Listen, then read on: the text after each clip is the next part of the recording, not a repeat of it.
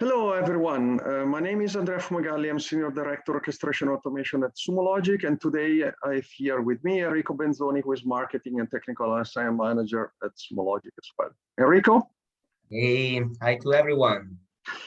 Excellent. So today we'll be presenting Cloud SOAR, and we'll give you an idea of what is Cloud SOAR. I invite you to post any possible questions into the chat here. And of course, Enrico and I will be pleased to reply later to any possible question that we might receive. So first of all, SOAR starts where the CM ends. CM is mostly for the detection, while SOAR is mostly for the remediation, containment, and resolution of incidents. So here you can see a series of data sources that are usually monitored by the CM. CM performs the basic triage and basic correlation, the duplication and normalization of the events, and then it pushes relevant alerts into Cloud SOAR. And Cloud SOAR is useful to implement, let's say, specific workflow for resolving the different type of incidents. Of course, we have a native integration with CSE, Cloud CM Enterprise, which is our Sumo CM. And this will be, let's say, something that we will present even later. Now, what is the difference between a legacy SOC and a SOC which is powered by Cloud SOAR? In the traditional SOC, the legacy one, typically there is a heap of manual tasks that are to be completed by the analysts. Reporting is all done manually, aggregating info from many different sources and incorporating results of the different activities. And finally, the old triage, analysis, resolution, and remediation of the incidents, it's all done, let's say, with a series of tools, but all of them managed with manual activities. Now, when we move to a modern SOC, what we call a Cloud SOAR powered SOC, of course, the activities done by the analyst is definitely different. They don't have to work any longer on mundane, repetitive, time-consuming tasks. They have just to coordinate, to apply governance principles over what is done by the machine. They are involved for, let's say, taking decisions, evaluating what is the situation of the incident, providing inputs, interacting with the machine, and implementing the different decisions based on the info that has been gathered by the machine autonomously, while the different workflows are running. And finally, of course, the analysts have to manage the escalation. So deciding what has to be done in specific cases, which are going outside of the standard, let's say, procedures. Here, you can see what are the three main challenges that every SOC has to deal with. First of all, minimize the response time. Anytime that there is an attack, whatever is the attack, it's fundamental to reduce the attack surface, the legal exposure of the corporate resources, and provide a timely remediation. Second issue is to reduce the analyst fatigue. More and more attacks are frequent. Number of alerts is continuously growing, and analysts are very frustrated by being always swamped with a huge amount of alerts. And finally, of course, improving efficiency and consistency. It's a constant task, continuously running for all the SOC and for all the SOC managers. It's fundamental to have consistent processes and improve the efficiency of their team, facilitating also the reporting and generating appropriate metrics. Cloud SOAR is an orchestrator, so we can activate actions in external technologies. And here you can see some of these technologies. So currently we have hundreds of connectors, each one implementing a set of actions, which results in thousands of actions available. They are developed with standard languages, so they can be extended, amended, or modified, leveraging these popular languages: Perl, Python, PowerShell, and Shell scripting, and YAML. And finally, we have a community and we have a marketplace that we call App Central, because everything is free of charge there. So all these resources are populated there. And of course, we can cover cyber and non-cyber use cases. And finally, we have those entities that we call daemons and triggers, which are used to actively, let's say, proactively monitoring external resources to detect alerts, ingest these alerts, and initiate an automated resolution. Here you can see an example of a playbook. I mean, when we declare we implement workflows, they are implemented this way in the form of graphical flows. You can see here different colors for the different type of actions. Greens are enrichment, red are containment, and in between you can see other colors for notification and custom actions. You can see here that every box collects results, collects maybe info from external. These results are always available through this interface or stored in the form of notes that can be easily imported into reports. Now, we have operators like this diamond, purple diamond here that you can see here, where conditions are evaluated. Multiple conditions can be combined, and these conditions can be the result of previously executed action. For example, checking the reputation of an IP in an external resource. Based on the result, we can go one way or the other one. Then we have a different operator, which is the analyst choice, the one highlighted now. This is the option to pose the user a question and collect the answer to decide going one way or another one. This is exactly what I mentioned previously. Analysts are let's say, involved mostly for taking decisions and to decide where and which actions you want to implement. And finally, of course, we have the option to perform manual tasks like this one, review the incident and close it. It's a manual activity. Some user has to go do it, and then this will result in something like a task completed and the playbook closed. Now, we'll see what is the real benefit. We can anticipate that one of the benefits we mentioned, it's the improving the reaction time. You can see the whole phishing attack resolved in 4 minutes, which is a great result, because usually managing a phishing attack is a matter of hours. Now, let's try to review what are the 6 important pillars that are available inside our platform. So here we can see number 1, which is SecOps dashboard, all the case management capabilities and the war room. All these items are, let's say, useful to improve the efficiency in managing incidents, understanding what's happening, and of course, reporting to the analyst to tell him what or her, what are the pending tasks on her side or his side. So if we jump now into the platform, for example, this is a playbook, and this action is a manually executed action. Where does it appear? There is we have a section into the system, which is this one, named what we call it My Operations or SecOps dashboard, where we have different cards for the different activities. This is a question, a user choice, one of the analyst choice that we have described a few minutes ago. Here we have all the possible different answers. So I can read the question and I can provide the answer from here automatically. If we push here, this will generate a specific response in the corresponding playbook. Here on the right-hand side, we see actions for which we need to give a green light. So it's sort of, let's say, authorization. These actions, of course, will result in different branches there. This is the user choice that will go into different branches depending on what is the answer. And once I have answered, as you have seen here, that branch is activated. The corresponding action, which is a manual task, has appeared here. I have here the reference to the incident if I need to jump inside. This is the name of the action itself, the task. Here I can see when it's expected to be completed. And here I have the progress. So I can see that at the moment it's still 0%, means that it didn't start yet. Here, who is the creator, who is the current owner, and here I have all the different possible actions. So I can approve, I can decline, or I can close. Or I can just jump into the workflow. I can see, for example, this is the task. I can approve it. I can see what are the characteristics. I can decide, for example, to progress with the maybe some metrics like the progress 30%, and this will be reflected into the dashboard. So you can see here that 30% is reflected. So anytime this dashboard represents the current real-time status of all the different actions, questions, and user choices.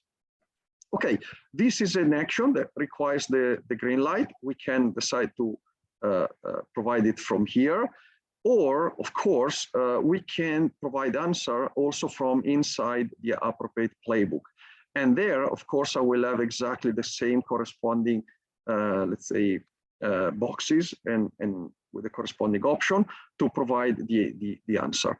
Now, if we move into the war room is another section that we have inside an incident where I have all the activity which is referring to this specific incident. So for example, all the tasks, all the nodes, all the entities, I have these filters here that can be enabled or disabled to filter the display of these entities. So I can also order them ascending or descending, and I will see the different tasks in this corresponding, the different entries in this corresponding order. For the user choice, as you can see here, I have all the possible options. For the tasks, I have the description of the status and the percentage completion.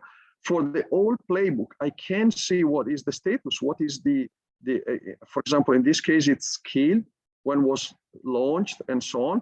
So all these depends on the filters that I have activated there. Of course, I can also search for specific events based on keywords. And in that case, I can easily locate the items. So the war room is definitely the section where I can keep control of the incident. I can export it. So this is the icon to export it. And of course, from inside the war room, I can click on each and every entity and the system will take me inside so I can have all the details related to that specific entity and I can decide how to proceed and what are the characteristics and the status so far. Another important pillar is related to this supervised active intelligence, the triage capabilities and the machine learning.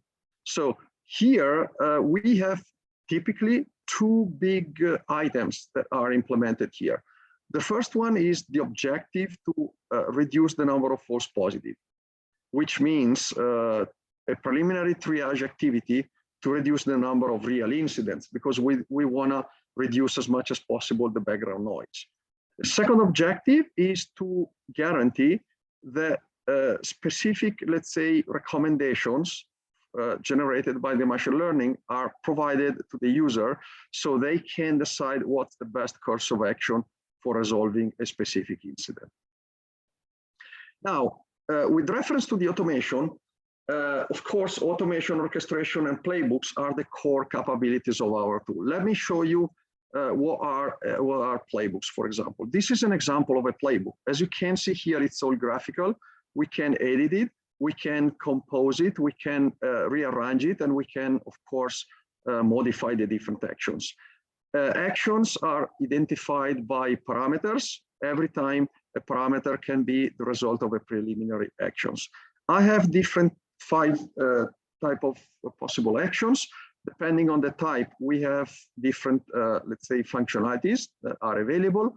And once they are selected, of course, I can go and select also what is the technology that I want to use and where is the input parameter. Input parameter, as I anticipated, can be either, let's say, details of the incident, can be hard-coded by the investigator, or they can be results of previously executed actions. And here you can see the internal variables of the playbooks. These are the previously executed actions. I can go select, for example, the output, and here I have the structure, the data structure of these actions. I can select one field that will be used for representing the input of this specific new action. Tasks are the manual activities, as we have already anticipated. We can provide a title, a description, and the owner. And of course, all these, let's say, actions that you can see here and the operators are used for composing the different workflows, what we call the different playbooks. The operators are these 3 here. Condition is the typical if then else, the logical gate. Then we have the user choice, posting a question to the user and waiting for the possible answers. And answers are configurable. When we define the playbook and we configure this section, we can decide what is the question and what are the corresponding answers. We can set a default, we can set a timeout, and so it's possible to, let's say, work to define the appropriate interaction with the analysts. Filter is to reduce a subset of records, maybe the result of a query, then we want to extract a subset. That's where we can use a filter. And finally, playbook is an operator for invoking a child playbook and connect it to the execution of the parent playbook. Open Integration Framework is the tool that we have defined. It's a proprietary tool that we have inside our platform for creating new actions, creating new integrations, and interacting with the external technologies. As anticipated, languages used for creating new actions are Perl, Python, PowerShell, and shell scripting, and together with YAML. These integrations are defined inside the system. We have a team continuously developing new integrations, but they can be developed also by the customer itself, by our partner, and by everyone who wanna practice in defining these integrations. The idea is to invoke APIs of these external technologies that we want to interact with, and all our integrations are bidirectional and they're published into our community. So all our customers, partners, they can go check what are the ones available, they can download and import them inside the tool. We have over 250 integrations available.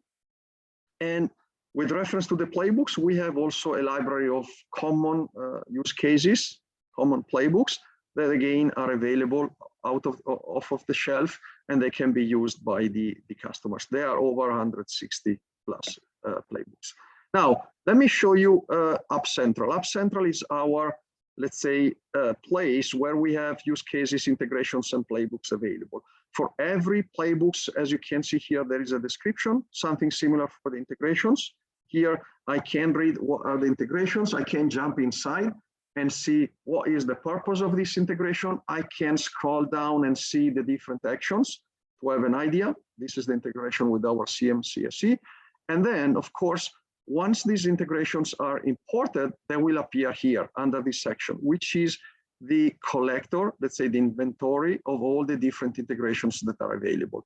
Here we can search. So let's go search for the same integration, which is CSE. And then inside the integration, we have all the different actions. You can see the source code. Again, this is the one that I mentioned previously, Perl, Python, PowerShell, and shell scripting, and YAML. You can review this integration. We can modify, save it, and test it directly from here. So for all the different actions, it's all in clear text. That's why we call it Open Integration Framework. So anyone can go modify and refine or create its own new integration. Of course, these connectors depend on the different technologies that we want to interact with. If we need to interact with Active Directory, for example, we need to import the connector for Active Directory. If we want to work with Checkpoint Firewall, then we need the connector for Checkpoint, and so on. So the set of connectors that we need to activate here typically depend on the use cases that we want to implement customer by customer. Now, let's concentrate on the fifth pillar. Our cloud SOAR system implements a very sophisticated dashboard. So every different SOC team who needs to monitor different variables can customize the dashboard according to their needs. The dashboard is again fully graphical. We don't want anyone to become a developer, scripting or modifying XML configuration file, JSON, and so on. It's all done through the user interface. You can select what are the relevant metrics, what are the diagrams. You can select the look and feel of the diagrams, pie chart, gauge, line chart, histogram, tables, and so on. And of course, you can monitor the relevant metrics.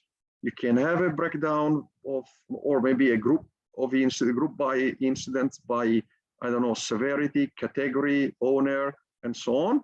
Or you can have a breakdown like, show me all the incidents which have been opened in the last quarter based on their category or based on their status, and so on. These are different examples of metrics. For example, the trend of the incidents over the time, grouping incidents by status, and of course, the list of depending tasks. This is across all different incidents. Remember, in the SecOps, the My Operations dashboard that I showed initially, that was the view for that specific operator, its standpoint. This is the view across all incidents. So this is the section where typically the governance and team leaders, SOC managers, and so on, they can go and create their own reports. So they can configure their dashboard, they can also export it, and they can also create KPI reports. Now, this leads to the concept of reports. Reports is a very important entity. We have always considered important either to track incidents, but also being able to report and generate, let's say, metrics to represent the different incidents which have been, let's say, created. Now, reports are fully customizable. Most of them are graphical. You can customize the look and feel, you can customize the content, and you can also customize the frequency these reports are generated and the dispatching of these reports automatically. These reports can be created specifically for one incident only, to give an highlight on the incident, or across incidents to summarize all together what are maybe the incidents satisfying a specific criteria, like, for example, all incidents related to log4j vulnerability, for example. And of course, the benefit here is that these reports are fully customizable, also in terms of look and feel, font, colors. I mean, it seems like fancy stuff, but we discovered over the years that it's required by almost, I would say, all customers. They want to have their branding. I mean, relevant content is fundamental, but of course, they want to have also the branding. So we made this available to ensure that our customers are happy. Okay, this is just a summary. So let's try to understand what are the benefits. First of all, of the different pillars. First of all, SecOps dashboard, case management, and war room are important to save time and focus our resources, who are always limited, to the real threats and do not get, let's say, biased by the background noise. Pillar number 2, supervised active intelligence, triage, and machine learning. This helps to reduce analyst fatigue, to improve efficiency, and to reduce the number of mundane tasks that they have to perform manually. The core automation, playbook, orchestration, and automation capabilities. This improves, of course, the standard operating procedures, help to boost the activities into the SOC, to scale up and manage a higher throughput, even with a number of limited resources. Next, the open integration framework. This expands the capabilities of our orchestrators. So it allows to adapt the existing integrations, to build new ones, to create new use cases, and to be prepared to, in the future, to adopt maybe new technologies that nowadays we don't know yet.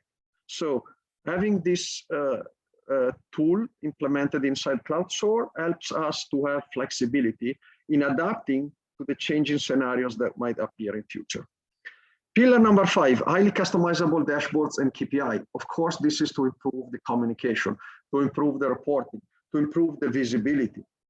Consider our SOAR is also fully integrated with our CIP, Continuous Intelligence Platform. Therefore, metrics created and generated inside SOAR can be visible through the standard CIP dashboards. But for those customers who want to have a dedicated reporting, and that maybe they have segregated teams, or they decided to adopt only the SOAR without adopting other platforms, then this is the key component. Last but not least, the incident reports. They help to improve efficiency, consistency, to give relevant metrics, especially to the MSSP businesses, to ensure SLA are respected and they're not violated, to give, let's say, an official display, an official communication about the performances of the SOC. And in case these reports have to be shared with the customers, of course, they help to facilitate this task of generating relevant documents to be shared externally of the company. That's all. So I think we gave you a quick overview on all these new features related to Cloud SOAR, that maybe it's a technology still a bit unknown to you. Will be available to answer any possible question. At the moment, we have only one question asking what are the typical steps for the implementation of a successful Cloud SOAR project. So our implementation is usually driven by, let's say, the use cases. We like to call it use case driven. It means we work with the customer. We first identify what are the relevant use cases, the relevant incidents they need to manage in their SOC. And then we identify the corresponding technologies that are required to implement this use case. Once we have the technology, we can check if these connectors are already available in our library. We have just to install it and configure, and we're ready to design playbooks. Otherwise, we have to create maybe the missing components. Creating a new integration is something like minimum 2 days, maximum 4 working days. Once the component is ready, we can start composing the playbook. And the playbook, it's all drafted through the graphical wizard that I showed you previously. Once the playbook is done, we're ready to go and test it. And usually, this is done in, I would say, days, maximum 1 week for every different use case. And of course, during the implementation, we might have 5 use cases, 10 use cases, 20 use cases, and so on. With our tool, Cloud SOAR, you can implement the concept of progressive automation. So you can start implementing the 3 most important critical incidents and generate the 3 corresponding use cases. Maybe the month later, you can create another 1 or another 2 and so on. So you don't have to apply a big bang approach. It can be a very, let's say, phased approach where, of course, you are always in control and you can propose what are the, let's say, different steps and different use cases that you want to implement. I can't find any other question at the moment. We have reached the top of the presentation. So I think, thank you very much to all of you. Enrico and I will be always available. Here you can see the email, sales@sumologic.com. Feel free to drop us an email, ask any question, and we'll be pleased to answer. Thank you very much. Thank you, Andrea. Thank you, Enrico. Bye.